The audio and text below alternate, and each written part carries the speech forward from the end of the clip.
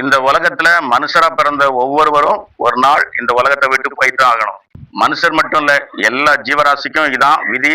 இதுல விதிவிலக்கே கிடையாது. சிலருடைய முடிவு எதிர்பாராத விதமா திடீர்னு நடக்கும். அவராப்பா, இன்னைக்கு காலையில தான் அவரை பார்த்து பேசினேன், அதுக்குள்ள இப்படி ஆயிடுச்சா, அவருக்கு என்னப்பா ஆச்சு, இப்படி எல்லாம் மனுஷங்க பேசுறத நம்ம கேள்விப்பட்டிருப்போம். இப்படிப்பட்ட மரணங்களை குறித்து சிலர் சொல்லுவாங்க, இது நல்ல மரணம் அப்படின்னு சொல்லுவாங்க. அது நல்ல மரணமா நல்ல மரணம் இல்லையா அது நமக்கு தெரியல. சிலருடைய மரணம் நம்ம எதிர்பார்த்து நடக்கும். ஏதோ ஒரு வியாதியால பாதிக்கப்பட்டு மாச கணக்காவோ வருஷ கணக்காவோ படுக்கையிலே இருப்பாங்க.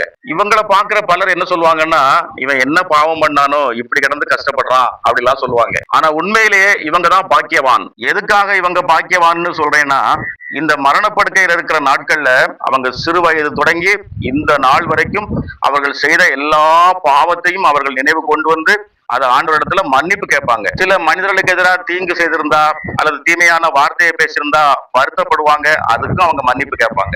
இப்படி அவங்க மரணப்படுக்கையில மன்னிப்பு கேட்கும் பொழுது இயேசு கிறிஸ்து அந்த பாவங்களை மன்னிக்கிறார்.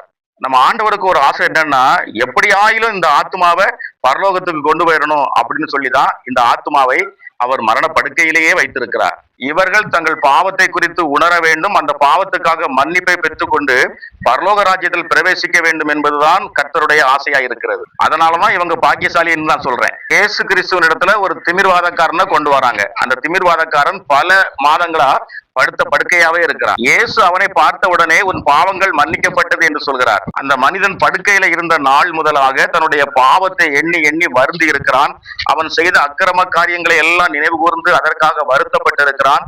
என் பாவங்களாலதான் இந்த வியாதி வந்திருக்குது, என் பாவங்களை யார் மன்னிப்பார் என்று அவன் தாகத்தோடு இருந்தான். அந்த தாகத்தை இயேசு அறிந்தபடியினாலே அவனுக்கு பாவ மன்னிப்பு கொடுக்கிறார். அவன் சுகமானான். மனுஷனை இந்த பூமியிலேயே பாவங்களை மன்னித்து அவனை பரிசுத்தப்படுத்தி பரலோகத்துக்கு கொண்டு போறதுதான் பிதாவின் திட்டம். ஒரு மனுஷன் மரித்த பின்பு அவனுக்காக யாரும் பரிந்து பேச முடியாது. சில ஊழியக்காரர்கள் ஜெபம் பண்ணுவாங்க, ஆண்டவரே இந்த ஆத்மாவுடைய பாவங்களை எல்லாம் மன்னித்து மோட்சத்துல சேர்த்துக் கொள்ளுங்கன்னு ஜெபம் பண்ணுவாங்க.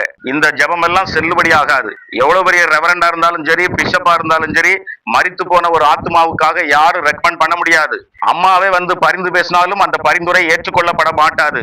உயிரோடு இருக்கும் பொழுது ஒரு மனுஷனுக்காக பரிந்து பேசி ஜெபம் பண்ணலாமே அல்லாமல் அந்த மனுஷன் மரித்த பின்பு யாருடைய பரிந்துரையும் ஏற்றுக்கொள்ளப்படாது. நம்முடைய முடிவு எப்பவும் வரலாம். அதனால எப்பொழுதும் நம்ம விழித்து இருக்கணுமா, தயாரா இருக்கணுமா, பரிசுத்தமா இருக்கணுமா. சிலர் வியாதி படுக்கையில் இருக்கும் பொழுது சிலர் சொல்லுவாங்க, இவங்களுக்கு அவஸ்தை கொடுத்து இவங்களை அனுப்பலாம்னு சொல்லுவாங்க. சிலர் இந்த ஆத்மாவை உங்க கையில ஒப்பு கொடுக்குற ஆண்டவரே எடுத்துக்கோங்கன்னு சொல்லுவாங்க. அதெல்லாம் தவறு. எந்த ஆத்மாவையும் ஆண்டவரே எடுத்துக்கொள்ளுங்கள் என்று சொல்வதற்கு மனுஷனுக்கு அதிகாரம் இல்லை. எவ்வளவு காலம் அவர்கள் பூமியிலே வாழ வேண்டும் என்று கர்த்தர் விரும்புகிறாரோ அந்த காலத்தை நிறைவு செய்ய வேண்டும். எனவே வியாதி படுக்கையில கஷ்டப்படுறவங்களை பார்த்து இவங்க என்ன பாவம் செஞ்சாங்களோ, என்ன அக்கிரமம் செஞ்சாங்களோ அந்த தண்டனையை அனுபவிக்கிறாங்கன்னு மட்டும் நினைக்காதீங்க. உண்மையிலேயே அவர்கள் ஆண்டவரிடத்துல கிருபையின் மேல் கிருபை பெற்றவர்கள்.